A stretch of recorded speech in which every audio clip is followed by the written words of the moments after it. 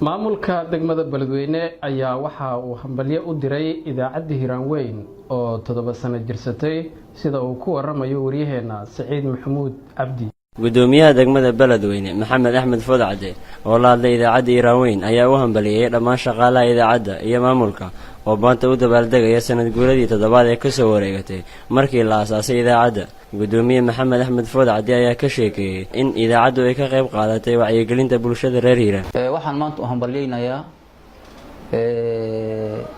raadiyo Hiranweyn oo sanad guuradii 7aad u dabaaldegayo. hambaliyaan leenahay maanta hambaliyo wax badan oo hambaliyay hadda ka hor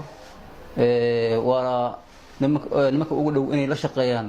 maamulada jiro habeen imaan u taagan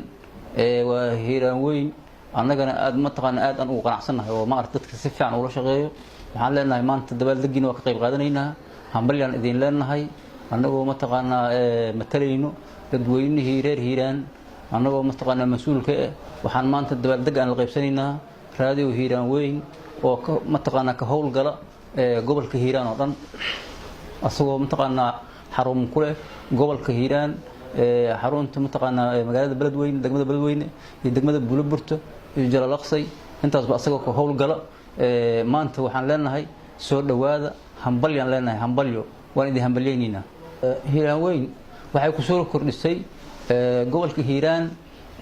wax badan ay ku soo kordhisay. waxay u adeegtaa masaakiinta aan warka gudbin karin ay waxa ugu tagtaa meelaha ay ku xanuunsan yihiin kii xanuunsan u tagaan kii dhibaataysan gurigiisa ay ugu tagaan waxay soo gudbiyaan dhibaatooyinka qofkaas haystay soo kordhiyaan dadka aan imaan karin goobaha ma taqaan la isugu yimaada ay xaafadaha ugu tagaan waxay soo gudbiyaan wararka iyo dhibaatooyinka haysta ay ka soo gudbiyaan warbixintiisa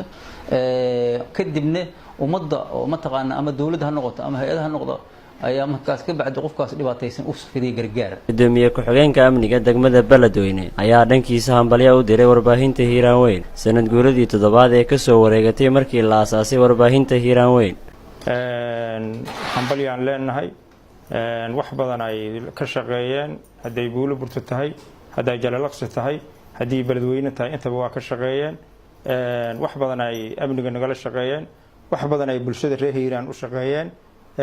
dadka baahan oo Ilaahay xaqiis u baahan wax badan ay u tabaalaaceen oo wax u qabteen oo miidiyaha ka hadleen annagana ay war noo dhiibeen insha Allah Ilaahay idinkiisa aan warkaas warbaahinta aan la hadalnay.